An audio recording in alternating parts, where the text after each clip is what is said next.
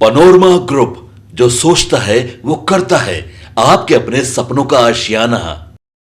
नमस्कार, आप देख रहे हैं सिटी पोस्ट लाइव। मैं हूं आपके साथ वैष्णवी। बिहार विधानसभा के शीतकालीन सत्र के आखिरी दिन 91,000 करोड़ के सेकेंड सप्लीमेंट्री बजट पर चर्चा की गई, लेकिन इस दौरान विपक्ष जो है वो लगातार कई सारे सवाल उठाने लगा। सवाल ये भी उठाया गया कि सप्लीमेंट्री बजट लाने की ज़रूरत क्या थी, ये अपने कामों को पूरा नहीं कर पा रहे हैं और इसी वजह से दोबारा ये सप्लीमेंट्री बजट ले करके आए हैं। कई सारे सवाल विपक्ष ने दागे, लेकिन सत्ता पक्ष भी जो है वो जवाब देने को तैयार नजर आया। बता दें कि इस दौरान जब बिहार विधानसभा का सत्र चल रहा था तो सदन में बोलने के लिए उठते हैं मंत्री श्रवण कुमार, और मंत्री श्रवण कुमार ने मुख्यमंत्री नीतीश कुमार को लेकर के अपनी बातें कही। उन्होंने साफ तौर पर कहा कि सीएम नीतीश कुमार कहते थे कि बोलते ज्यादा हो, सुना करो और समझा करो, और सीएम की बात नहीं मानने की वजह से ही आज उनकी ये हालत हुई है कि विपक्ष जो है वो 35 सीटों पर सिमट गया है। बताते हैं कि सदन में क्या क्या बातचीत हुई। सप्लीमेंट्री बजट का जवाब देते हुए मंत्री श्रवण कुमार ने किस तरीके से विपक्ष को बोला। मंत्री श्रवण कुमार ने कहा कि महिलाओं को दी गई राशि पर ये कहते थे कि इसमें सूद लगेगा, इसे लौटाना पड़ेगा। इन्हें कामयाबी नहीं मिली, फेल रहे। ये माई बहन मान योजना चला रहे थे, ये लोग योजना नहीं चलाते हैं, केवल माँ बहन का अपमान करते हैं। मुख्यमंत्री नीतीश कुमार की बातें सही साबित हुई है। मुख्यमंत्री ने कहा था कि सुनो और समझो। मुख्यमंत्री की बात नहीं मानी और आज 35 पर सिमट गए। इससे पहले आरजेडी विधायक आलोक मेहता की बात करें तो उन्होंने अपनी बातें रखी। उन्होंने कहा कि वित्त कुप्रबंधन के कारण सप्लीमेंट्री बजट लाना पड़ रहा है। रेगुलर बजट में गंभीरता से काम नहीं किए जाने पर सप्लीमेंट्री बजट लाना पड़ता है। ऐसा लगता है कि ये कॉमन प्रैक्टिस हो गई है कि योजना को समय सीमा पर पूरा नहीं करके उसके बाद बजट बढ़ा दो। ऐसा लगता है ठेकेदारों को लाभ पहुंचाने के लिए ये सब हो रहा है। सप्लीमेंट्री बजट में राशि कहां से आएगी इसका जिक्र नहीं है। पिछले बजट में आवंटित राशि का क्या हुआ, ये सारे सवाल किए गए।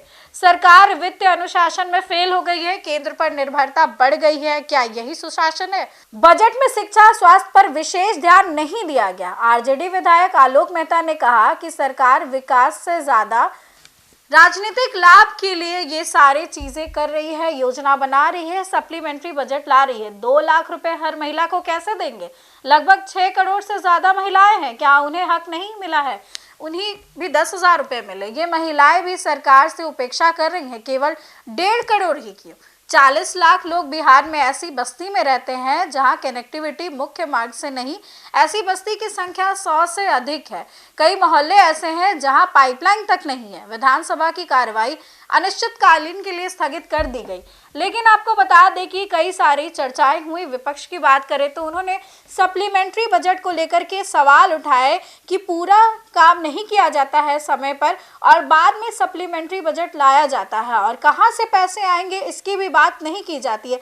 हालांकि मंत्री श्रवण कुमार ने इस दौरान अपना जवाब भी दिया है और सीएम नीतीश कुमार जो बात कहे उनकी भविष्यवाणी को उन्होंने सच बताया, और ये भी कहा कि तेजस्वी यादव जो है माई बहन मान योजना लाते हैं लेकिन महिलाओं का अपमान करते हैं। कई बार ऐसी चीजें देखने को मिली जब स्टेज पर महिलाओं के लिए अभद्र भाषा का, आपत्तिजनक शब्दों का इस्तेमाल किया गया, और इन्हीं सब चीजों को लेते हुए उन्होंने ये सारी बातें कही हैं और तेजस्वी और उनकी पार्टी पर यही आरोप लगाया है कि माई बहन योजना चलाने से क्या होगा, माँ बहन का अपमान करते हैं ये लोग। महोदय, कितना भड़काने का काम किया बिहार की महिलाओं को। अध्यक्ष महोदय, विपक्ष के नेता और राजद के साथ महागठबंधन के जितने नेता थे ये क्या कह रहे थे, ये इसमें सूद लगेगा, ये पैसा जो दिया गया है ये लौटाना पड़ेगा, और ये बात विपक्ष के लोग कहते रहे। लेकिन विपक्ष के लोगों को कहने से कोई बिहार की महिला रोजगार योजना सफल करने में पूरी की है, परंतु इन्हें कामयाबी नहीं मिली। इनके झांसे में कोई नहीं आया, और जब हर महीने माई बहन मान योजना भी चला रहे थे। इनके बारे में मालूम है कि माई बहन मान योजना चलाते नहीं है, माँ बहनों को बिहार में नहीं पूरे देश में अपमानित करने का काम करते हैं। विपक्ष पूरी तरह सफाया हो गया, फेल हो गया, और यही बात अगर कहते रहे सदन में तो आगे भी फेल होंगे। माननीय मुख्यमंत्री ने कहा था कि बोलते बहुत हो, थोड़ा कम बोलो, समझो, सच्चाई को सामने रखो। सच्चाई को सामने नहीं रखा तब 35 पर विपक्ष बैठ गया। फिलहाल आखिरी दिन सदन में क्या कुछ हुआ, हमने आपको सारी बातें बताई और जो भी अपडेट्स होंगे हम आपको देते रहेंगे। फिलहाल इस खबर में बस उतना ही। देखते रहें सिटी पोस्ट लाइव।